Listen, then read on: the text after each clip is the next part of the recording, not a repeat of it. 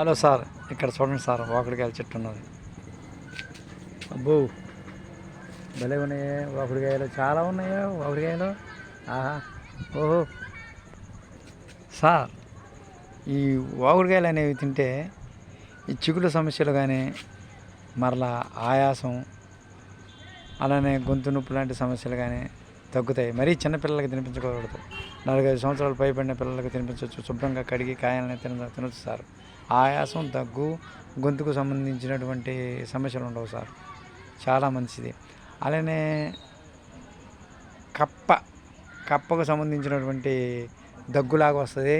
అలాంటి వాటిలో కూడా వీటిని వాడతారు సార్. వీటి ఆకుల్ని, అట్లానే వీటికి అన్నిటినీ మొత్తం ఏదైనా సరే ప్రతిదీ పనిచేస్తుంది. దీంట్లో ఆకుతోటి సహా, కాండంతో సహా, వేళ్లతో సహా అన్నీ ఔషధ గుణాల్లో పనిచేస్తాయి సార్. ఉంటాను సార్.